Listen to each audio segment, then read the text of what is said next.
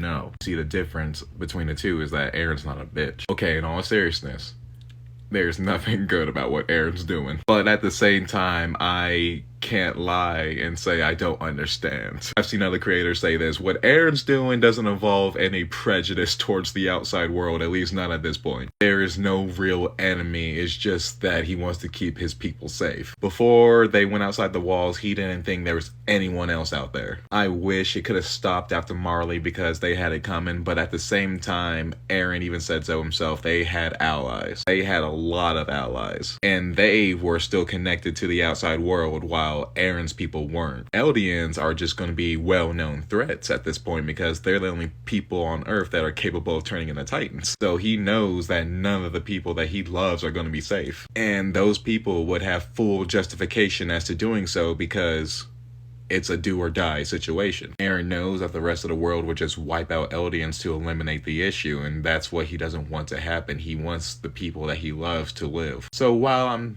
not saying I agree with him, I'm saying I can't really be mad at him. He's probably going to hell if that place exists. But I kind of have this weird respect for any anime character who's just like, alright, I'll be the villain. You can call me toxic, I'm sorry. But again, it's a situation where I'm like, I don't like it, but I get it. And I've seen interesting counter arguments brought up, like the difference between Dracula from Castlevania, another great anime if you haven't seen it yet. Thorfinn from Vinland Saga, one of my personal favorites. Please watch that. And spoiler alert, in case you haven't read the comics, Invincible. All these characters can be considered selfish for taking out their small grief, and at least small in comparison, against the whole world. There's Eren's situation with Dracula. His love of his life was murdered. Burned at a stake. When she was a doctor, people accused her of being witch, but she was a scientist. She got Dracula to love the world again, to not have so much disdain against humans. She was guilty of nothing, and the church, her. And Dracula swearing revenge, but peep this though. He gives them a year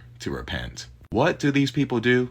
They make a national holiday out of the day they killed her. They had music, they had snacks, they were dancing in the streets, bro. Yo, I would have joined Team Dracula just to survive, but I would have got his point. I'm sure if you were how many thousand years old, you would start to hate humanity too. I'm not even 30 and I don't like humans. Again, was he justified? No. Do I get it? Kinda. And Mark didn't necessarily unalive anyone. He just got the option to reset everything and save everyone. But he said no. He could have undid years of damage, saved millions of people. Why didn't he? Because even if he was to try again, he might have never seen his daughter again. Is it selfish? Yes. Do I get it?